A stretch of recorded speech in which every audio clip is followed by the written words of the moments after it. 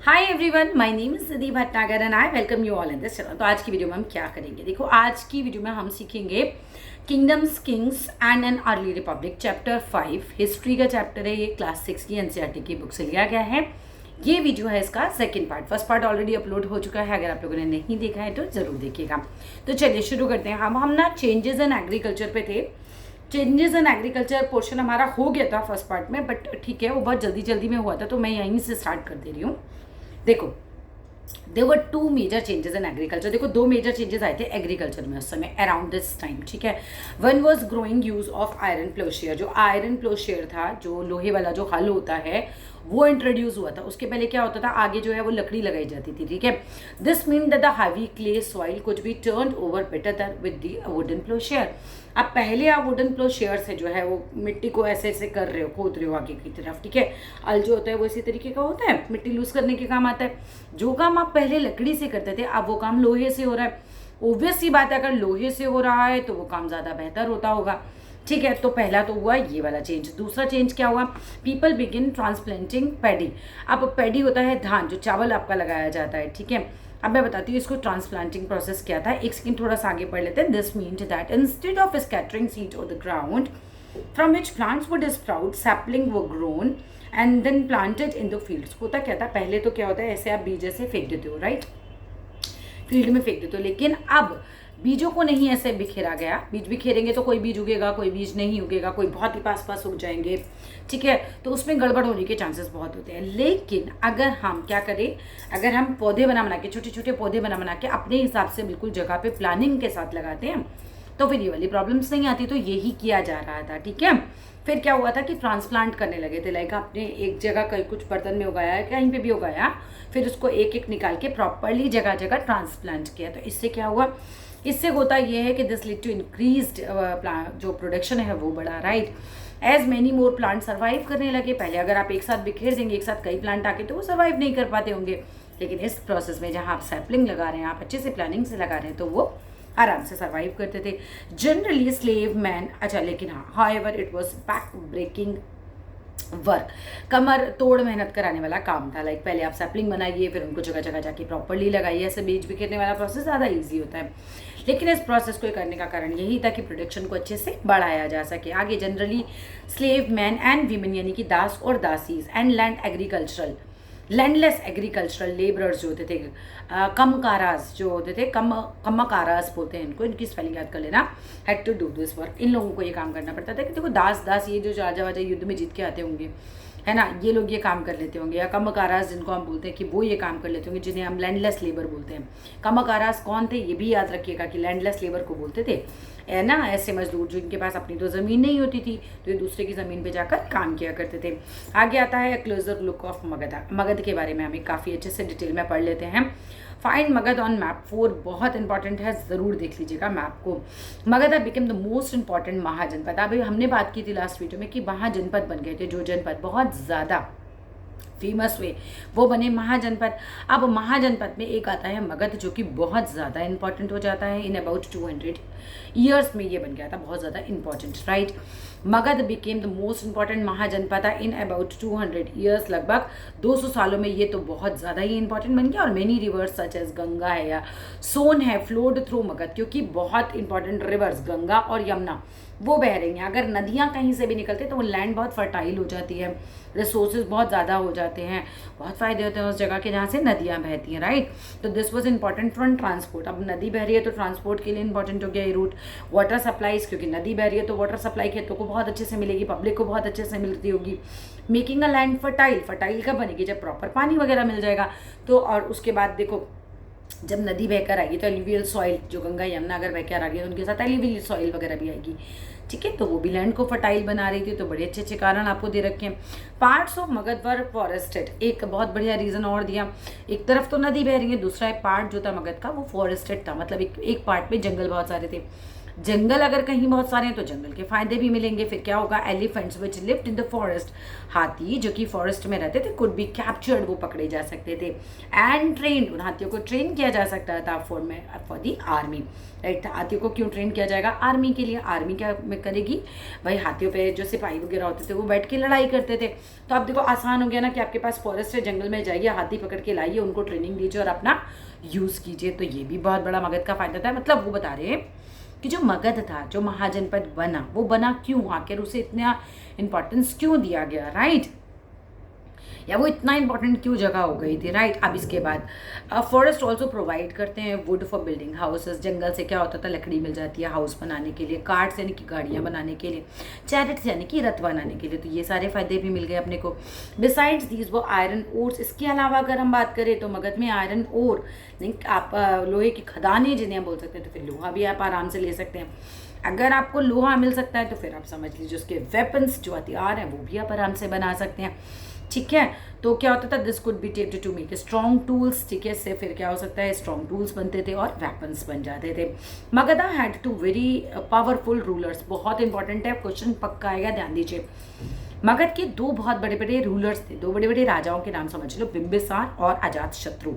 अजात शत्रु, राइट, बिंबिसार और अजात शत्रु, who used all possible means to conquer other Janapadas, जिन्होंने राजा थे ना वो उन्होंने अपनी पूरी पावर लगा दी थी इन दोनों राजाओं ने कि हम आजू बाजू के जितने भी सब है सब जितना ज़्यादा जीत सकते हैं एरिया को, उसको जीते, जितने भी जनपद हैं हम उनको जीते, ठीक है। He extended his control up to the north west part of the subcontinent, उन्होंने अपना जो फैलाव है एक तरीके से वो जीतते गए, किधर की तरफ बहुत ज़्यादा फैले थे, वो नॉर्थ वेस्ट पार्ट की तरफ सब कॉन्टिनेंट के। अब आता है राजगृह, जो कि प्रेजेंट डे राजगीर बोलते हैं उस जगह को, जो कि कहाँ है, बिहार में, was the capital of Magadh for several years, कुछ सालों के लिए राजगृह जो कि आज राजगीर है, कहाँ पर है, बिहार में है ये जगह, ये कैपिटल बनी थी मगध की। अगेन इंपॉर्टेंट क्वेश्चन है, 1 मार्क का क्वेश्चन आ सकता है यहाँ से। लेटर द कैपिटल शिफ्टेड हुई थी पाटलिपुत्र, जो कि प्रेजेंट डे पटना में है। देखो पहले तो मगध की जो राजधानी थी वो अलग थी, जो राजगीर है आज के टाइम पे जगह वो थी, लेकिन अब बाद में क्या हुआ था, पाटलिपुत्र बन गई थी, जो कि प्रेजेंट डे पटना है, पाटलिपुत्र अर्थात पटना, राइट। अब मोर देन 2300 ईयर्स एगो, अगर हम बात करें 2300 साल पहले की, अ रूलर नेम अलेक्जेंडर, एक राजा था जिसका नाम था Alexander, who lived in Macedonia in Europe, जो कि मैसेडोनिया यूरोप में रहता था। Wanted to become a world conqueror, वो चाहता था कि वो पूरी दुनिया को जीत ले।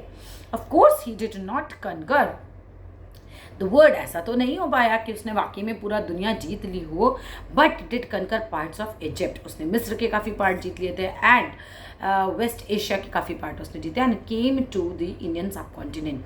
अब वो इंडियन सब कॉन्टिनेंट की तरफ भी आया, reaching up to the banks of the Beas नदी, जो बीज है आपकी व्यास नदी है। जब व्यास नदी के किनारे पर ये अलेक्जेंडर अपने सैनिकों के साथ पहुंचा, तब होती है एक अलग ही अद्भुत घटना। क्या होती है, when he wanted to march further eastward, जब वो ईस्ट की तरफ आगे बढ़ना चाह रहा था, इस सोल्जर्स रिफ्यूज, उसके सोल्जर्स ने कहा ना हम नहीं जाएंगे आगे। क्यों नहीं जाएंगे, दे वर स्केयर्ड ऑफ, वो बहुत ज़्यादा डरे हुए थे। एज दे हैड हर्ड, उन्होंने सुना था that the ruler of India, जो रूलर्स हैं ऑफ इंडिया के, had vast आर्मीज of foot soldiers, उनके पास है बहुत ज़्यादा पैदल चलने वाले सैनिक, उनके पास है चैरिट्स, उनके पास है एलिफेंट्स, मतलब ख्याति बहुत ज़्यादा दूर दूर तक फेमस थी भारतीय राजाओं की, कि भारतीय राजाओं की सेना बहुत बड़ी है, उनके पास बहुत सारे हाथी हैं, उनके पास बहुत सारे रथ हैं। तो उनको लगता था कि हम तो इनसे नहीं जीत पाएंगे, तो क्यों जाके मरना। तो उन्होंने मना कर दिया कि नहीं भाई हम इसके आगे नहीं जाएंगे। In what ways was the army is different from those described in Rigveda, ये आर्मी ऋग्वेद की आर्मी से किस तरह से डिफरेंट थी आपको लिखना है। आगे चलते हैं, अ क्लोजर लुक देखते हैं हम वज्जी की तरफ। वज्जी भी एक जगह है। While Magadha became a powerful kingdom, जब मगध बन गया बहुत ही powerful kingdom, Vajji with its capital at Vaishali, Bihar में जो है was under a different form of government. तो Vajji with its capital, capital क्या थी, वज्जी की जो कैपिटल थी वैशाली, जो कि बिहार में है, वो उसमें एक बहुत ही अलग टाइप की गवर्नमेंट थी इस जगह पे। क्या गवर्नमेंट थी, एज गना और संघा बोलते थे उसको। गन और संघ जो होते हैं ये गवर्नमेंट है काइंड ऑफ, जो कहाँ थी, वज्जी में, और वज्जी की जो कैपिटल थी, कैपिटल कौन सी थी, वैशाली, जो कि बिहार में, राइट।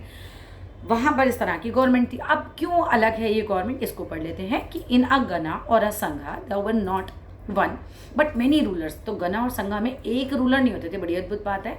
हर जगह एक रूलर होते हैं, हर गवर्नमेंट में हम बोले एक प्रधानमंत्री है, एक राष्ट्रपति है, लेकिन यहाँ पर राजा थे, सब बहुत सारे लोग राजा थे, बहुत सारे लोग राजा थे। इन गना और sangha there were not one but many rulers थे। Sometimes even when thousands of men rule करते थे टुगेदर। कई बार तो ऐसा होता था कि हजारों लोगों को बोल रहे हैं, अब सब राजा, अब सब रूल कर रहे हैं, राइट, है ना, अलग, बिल्कुल अलग है ये आ सकता है कि ये अलग क्यों थे, ठीक है, तो क्योंकि रूलर्स बहुत ज़्यादा थे, सब लोग रूलर्स बन जाते थे या बहुत सारे रूलर्स होते थे, तो इस वजह से अलग था। Each one was known as a raja, और हर एक को राजा कहा जाता था। दीज राजाज परफॉर्म करते थे रिचुअल्स टुगेदर, तो ये लोग में इतनी कोई लड़ाई नहीं थी, ये परफॉर्म करते थे रिचुअल्स को साथ साथ। रिचुअल्स क्या, पूजा पाठ, अनुष्ठान, यज्ञ वगैरह जो होते थे। They also met in assemblies, assemblies यानी कि सभाओं में मिलते थे। सभा क्या होती है कि भाई जब आप बहुत सारे लोग इकट्ठे हो जाए, कहीं पर भी सभा कर लो, जैसे आप सुबह स्कूल में असेंबली करते हो, राइट, तो क्या होता है असेंबली में, आप सभी लोग इकट्ठे होते हो एक जगह, तो असेंबलीज करते थे, डिसाइड करते थे what had to be done and how, कि भाई आगे क्या करना चाहिए और कैसे करना चाहिए।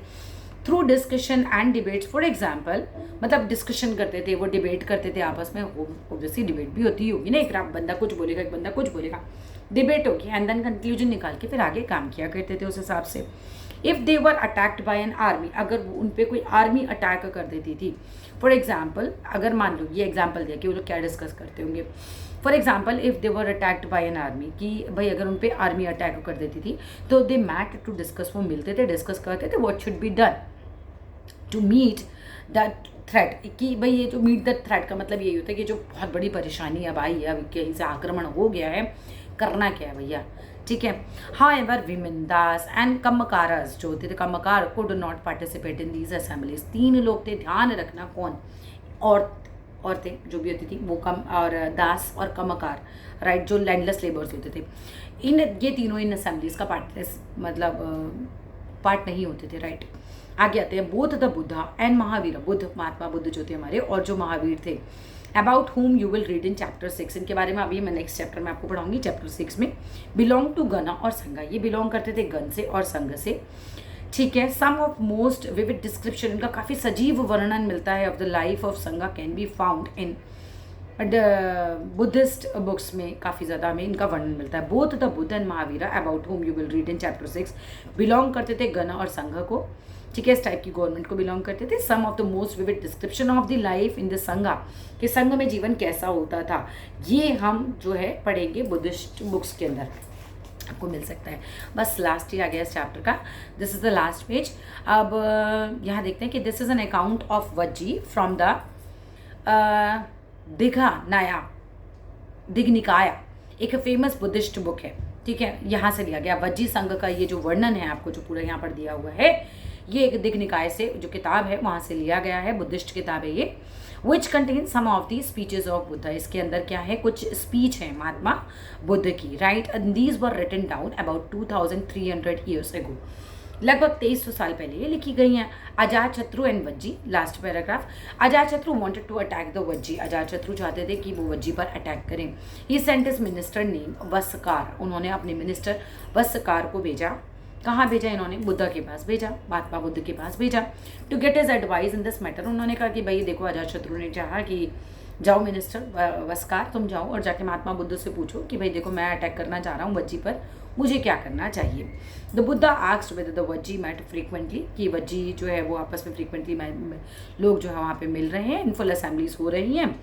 When he heard that they did, या जब उन्होंने सुना कि हाँ आराम से असेंबलीज हो रही हैं, लोग मिल रहे हैं, तो उन्होंने क्या कहा, he replied that the Vajji would continue to prosper as long as, Vajji तब तक ही प्रॉस्पर, समृद्ध रहेगी ये जगह।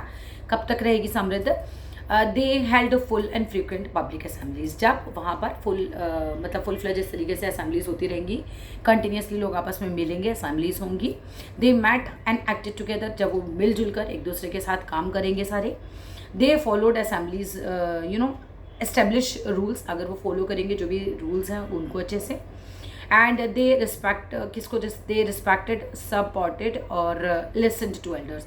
अच्छा, अगर वो रिस्पेक्ट करते हैं बड़ों की, अगर वो सपोर्ट करते हैं बड़ों को, अगर वो उनकी बातें सुनते हैं, तो भी वज्जी के लोग खुश रहने वाले हैं। वज्जी में women not held by force और कैप्चर्ड, औरतों को आप बाय फोर्स कहीं नहीं रखेंगे, है ना। पहले तो राजा वजा के टाइम पर होता था, औरतों को मतलब वो सम्मान नहीं प्राप्त था उस समय, तो उन्होंने कहा कि अगर औरतों के साथ ज़ोर ज़बरदस्ती ना हो, औरतों को कहीं बंदी बना के ना रखा जाए, तब लोग खुश रहेंगे। बेसिकली तो अगर हम देखूँ, इसे कंक्लूड करूँ, तो उन्होंने युद्ध करने के लिए कभी भी हाँ नहीं करा यहाँ पर, ठीक है ना। वो तो यही सिखा रहे हैं कि आराम से शांति से रहो, मिलजुल के रहो, मिलजुल के काम करो, औरतों को इज्जत दो, बड़ों को इज्जत दो, बंदी बना के मत रखो, कुछ गलत काम मत करो। चैत्यास वर मेंटेन इन बोथ टाउन्स और विलेजेस में, दोनों जगह चैत्यास को मेंटेन करके रखना उन्होंने कहा। एंड वाइज सेंट्स, जो साधु होते थे, वो follow different believes were respected, वो रिस्पेक्ट किए जाएँ, उनको अलाउ किया जाए to enter and leaves the country freely, मतलब आराम से जो भी बुद्धिमान जो संत वगैरह हैं उनको आने दिया जाए, उनको आराम से जाने दिया जाए। लाइक उनकी ज़िंदगी ऐसी है तो उनके हिसाब से उनको रहने दिया जाए, उस पर राजा कुछ भी पाबंदी ना लगाए। बिकॉज देखो, जब कोई संत आता है आपकी जगह पे तो वो कुछ ज्ञान ही देकर जाएगा, राइट। आगे आते हैं, rajas of powerful kingdoms tried to conquer the sangh. राजा जो थे पावरफुल किंगडम के, जो भी राजा हुआ करते थे उस समय के, उन्होंने बहुत कोशिश करी कि वो संघों को जीते। नेवरथलेस, फिर भी these lasted for a very long time, बहुत टाइम तक तो ऐसा चला, ठीक है। और फिर क्या होता है, टिल अबाउट 1500 ईयर्स एगो की बात है, when the last of the गना और संगा वर कनकर्ड, जो लास्ट था संघ और या गन आप बोल सकते हैं, ये जीता गया था गुप्ता रूलर्स के द्वारा। फिर ये यहाँ पर गन और संघ की वो चीज़ें खत्म हो गई होंगी। About whom you will read in chapter 10, और गुप्ता साम्राज्य के बारे में हम जो पढ़ेंगे वो चैप्टर 10 में पढ़ने वाले हैं। Find Greece and elsewhere, last page है हमारा ये। फाइंड कीजिए आप ग्रीस को और एथेंस को इन योर एटलस, अपने एटलस में आपको ग्रीस और एथेंस को ढूंढना है। अराउंड 2500 ईयर्स एगो की बात है। The people of Athens set up a form of government, इन्होंने एक फॉर्म ऑफ गवर्नमेंट बनाई थी which was called a democracy, जिसको उन्होंने डेमोक्रेसी कहा था, which lasted for about 200 years. ये डेमोक्रेसी जो एथेंस ने बनाई गई थी, ठीक है, ये form of Greece and Athens के एटलस में देखना है, हाँ एथेंस ने ही सेटअप की थी, लगभग 200 साल तक चली थी। All free man over the age of 30, अगर आप फ्री हैं, लाइक आप किसी के दास नहीं हैं और आप 30 साल से ऊपर के हैं, तो आपको क्या माना जाएगा, रिकग्नाइज्ड एज फुल सिटीजन। आपको फुल सिटीजन का जो है वो आपको माना जाएगा एक तरीके से। There was an assembly that met at least 40 times in a year, assembly होती थी जो कि लगभग 40 बार मिलते थे साल में, to decide on important matter, कुछ इंपॉर्टेंट मैटर को डिसाइड करने के लिए। All citizens could attend these meetings, जितने भी सिटीजन्स हैं वो अटेंड करते थे इन मीटिंग्स को, मतलब कर सकते थे जितने भी सिटीजन्स हैं। Appointment for many positions were made through lottery, अब अपॉइंटमेंट्स जो भी होते थे बहुत सारी पोजीशंस के उस समय, वो होते थे लॉटरी सिस्टम से, कि आपको ये पोस्ट दी जाएगी, आपको ये पोस्ट दी जाएगी। All those who wanted to be chosen, और जो भी लोग चूज़ किए जाना चाहते थे, गेव देयर नेम, वो अपना नाम दे देते थे। And then some were selected through lottery, और कहीं ना कहीं लॉटरी से सेलेक्ट भी हो जाते थे। Citizens were expected to serve in the army, citizen से एक्सपेक्ट किया जाता था कि वो आर्मी में आएँ, उसको ज्वाइन करें या नेवी को ज्वाइन करें। How ever women were not consider citizens, important line, औरतों को सिटीजन नहीं माना जाता था। Also many foreigners who lived and worked in Athens, बहुत सारे जो फॉरनर्स थे जो बाहर से आते थे, जो काम करते थे एथेंस में एज मर्चेंट्स और craft persons, did not have the right as citizens, उनके पास जैसे कि आज होता है बाहर के वो राइट नहीं मिलते, तो इनको भी नहीं मिलते थे एथेंस के सिटीजन के राइट। बिसाइड्स दीज, इनके अलावा, beside there was servant 1000 slaves in Athens, servants के अलावा थाउजेंड्स ऑफ स्लेव्स भी होते थे एथेंस में, हु वर्कड इन माइंस, जो कि माइंस में काम करते थे, ठीक है। और क्या होता था, फील्ड्स, हाउस होल्ड वर्कर्स होते थे, फील्ड्स में काम करते थे, घर के काम करते थे, वर्कशॉप में काम करते थे। And they too were not treated as citizens, और इनको भी सिटीजन्स की तरह ट्रीट नहीं किया जाता था। And that's all in this chapter. Chapter होता है हमारा यहाँ पर फिनिश। वीडियो अच्छी लगी तो लाइक कीजिएगा, शेयर कीजिएगा, चैनल को सब्सक्राइब कीजिएगा, और जितना हो सकता है अपने दोस्तों की मदद कीजिएगा। Thank you, bye bye.